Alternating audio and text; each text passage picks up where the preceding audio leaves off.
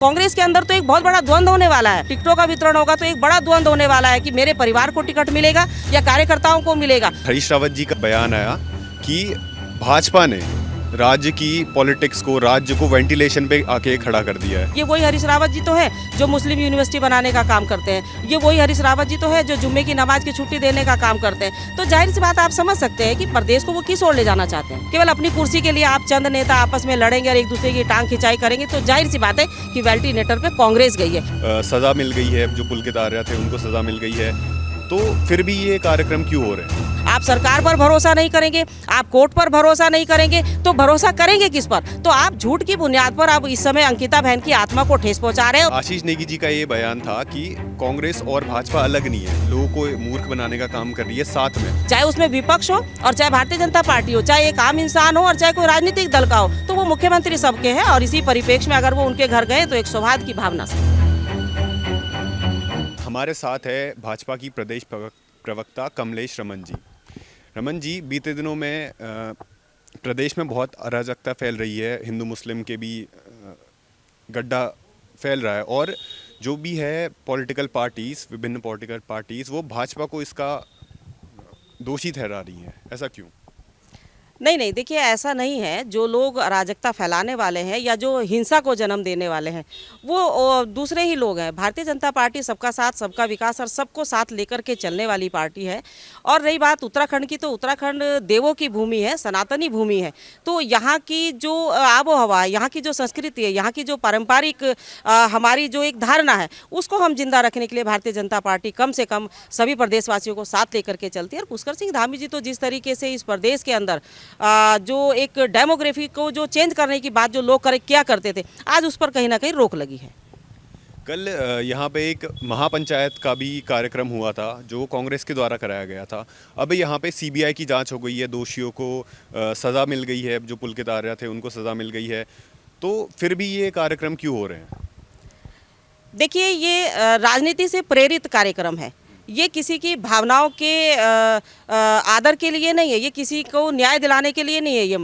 ये मंच केवल राजनीति से प्रेरित है और इसीलिए इसमें राजनीतिक दल और वो लोग जो केवल और केवल अपने आप को राजनीतिक स्तर पर चमकाना चाहते हैं, या मैं ये कहूँ कि अंकिता बहन की आड़ में कहीं ना कहीं अपनी राजनीतिक रोटियां सेकना चाहते हैं, ऐसे लोग ऐसे मंचों का जो संचालन कर रहे हैं। और वो लोग जो हमारे उत्तराखंड के आंदोलन में जिन्होंने विपरीत दिशा में काम किया, जिन्होंने विरोध किया, जिन्होंने हमारे उत्तराखंड के जो आंदोलनकारी थे उनके ऊपर लाठियां चलाई, उनको मारने का काम किया, उनको शहीद करने का काम किया, ऐसी पार्टियों को, सपा जैसी पार्टियों को लेकर के जो है एक मंच तैयार किया गया। और वहां पर कुछ ऐसे राष्ट्रीय दलों के भी राजनीतिक दल के व्यक्तिगत जो अपनी राजनीति को चमकाने के लिए उस मंचों पर उस मंच का इस्तेमाल कर रहे थे। तो ये अंकिता, देखिए राष्ट्रीय पार्टियों के कौन हो सकते हैं, कौन बड़े दिग्गज है, वो आप सब जानते हैं। वो मंच पर रहे और मंच पर रह करके एक भड़काऊ भाषण देना, लोगों की भावनाओं को भड़काना, अंकिता बहन की आड़ में लोगों की भावनाओं को भड़काना, मुझे लगता है ये मंच का काम नहीं है। और इस समय सीबीआई की जांच शुरू हो चुकी है और जब सीबीआई की जांच शुरू हो चुकी है तो आपको अपने प्रदेश की एजेंसियों पर भरोसा करना पड़ेगा।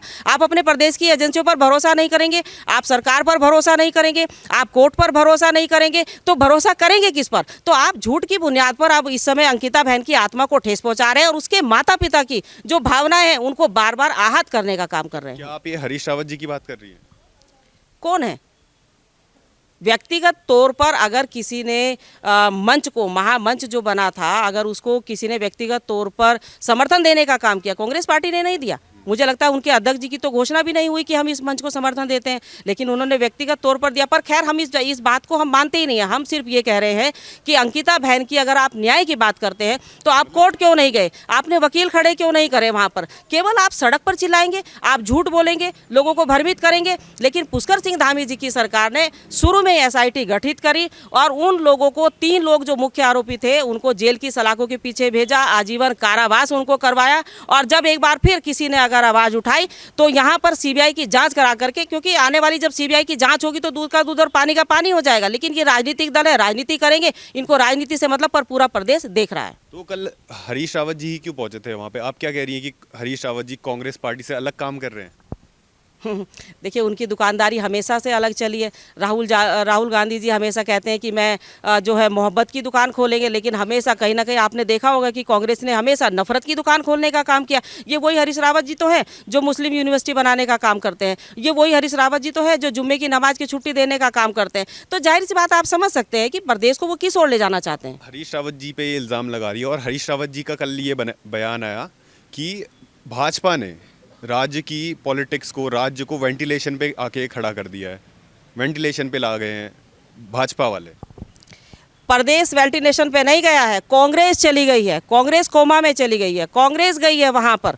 तो मुझे लगता है कि कांग्रेस को अपने आप को उभारने की आवश्यकता है। जब आप जनहित की बात नहीं करेंगे, जब जनता के मुद्दों को उठाने की बात नहीं करेंगे, केवल अपने स्वार्थ की कुर्सी के लिए, केवल अपनी कुर्सी के लिए आप चंद नेता आपस में लड़ेंगे और एक दूसरे की टांग खिंचाई करेंगे, तो जाहिर सी बात है कि वेंटिलेटर पे कांग्रेस गई है। भारतीय जनता पार्टी ने इस प्रदेश को उठाने का काम किया है। भारतीय जनता पार्टी की सरकार में पुष्कर सिंह धामी जी के नेतृत्व में आज इस प्रदेश को एक नई पहचान मिली है। उत्तराखंड की एक नई पहचान के रूप में उभरा है। चाहे आप यात्रा की बात करो, चाहे विकास की बात करो, आप पुष्कर सिंह धामी जी के जो निर्णय है, आप यूसीसी की बात कर लो, आप नकल विरोधी कानून की बात कर लो, धर्मांतरण की बात कर लो। यहाँ पर मैंने कहा कि जो डेमोग्राफी चेंज करने का जो एक संकल्प कांग्रेस ने ले रखा था, उसको कहीं ना कहीं धराशायी करने का काम पुष्कर सिंह धामी जी ने किया है। और यहाँ की आबो हवा को हम खराब नहीं होने देंगे। शांत प्रिय प्रदेश है, देवों की भूमि है, तो देवों की भूमि ही इसको रहना चाहिए। जैसी आप बातें कर रही है, उससे लग रहा है कि कांग्रेस और भाजपा अलग है, लेकिन आशीष नेगी जी का ये बयान था कि कांग्रेस और भाजपा अलग नहीं है, लोगों को मूर्ख बनाने का काम कर रही है साथ में।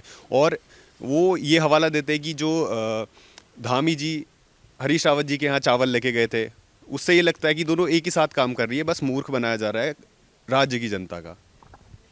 देखिए, राजनीतिक अलग हो सकती है, लेकिन मैंने कहा कि एक सौहार्द को बनाने वाली और शांति इस प्रदेश के अंदर बनी रहे। और क्योंकि राजनीतिक दलों का भी एक धर्म होता है कि वो व्यक्तिगत उनके अगर कुछ रिलेशन हो, क्योंकि जिस समय माने पुष्कर सिंह धामी जी अपने खेत में हल जोत रहे थे, जिस समय वो हल लगा रहे थे, वहाँ पर कुछ ना कुछ नेताओं ने व्यंग और टिप्पणी करने का काम किया। और उस वक्त पुष्कर सिंह धामी जी ने स्पष्ट तौर पर कहा कि जो मेरे खेत में खेती होगी, जो चावल होंगे, मैं उनके घर घर कहीं ना कहीं थोड़ा सा अन्न पहुँचाने का काम करूँगा। तो उसी के परिप्रेक्ष्य में और ये एक आपसी सौहार्द बना रहे। राजनीतिक अपनी जगह है, लेकिन एक सौहार्द बनाने का काम जो एक पुष्कर सिंह धामी जी मुख्यमंत्री के रूप में कर रहे हैं, कहीं ना कहीं सबको जोड़ करके साथ लेकर के चल रहे हैं। विकास कैसे होगा प्रदेश का, सौहार्द कैसे बनेगा, शांति कैसे बनेगी, जब एक मुख्यमंत्री, क्योंकि मुख्यमंत्री तो वो सबके हैं, चाहे उसमें विपक्ष हो और चाहे भारतीय जनता पार्टी हो, चाहे एक आम इंसान हो और चाहे कोई राजनीतिक दल का हो, तो वो मुख्यमंत्री सबके हैं। और इसी परिप्रेक्ष्य में अगर वो उनके घर गए तो एक सौहार्द की भावना से।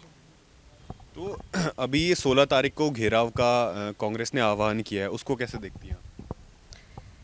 देखिए, कांग्रेस उन मुद्दों को जिंदा करने की कोशिश कर रही है जो इस समय पुष्कर सिंह धामी जी ने गौण कर दिए हैं। क्योंकि पुष्कर सिंह धामी जी ने कांग्रेस के हाथों से वो सारे मुद्दे छीन लिए हैं।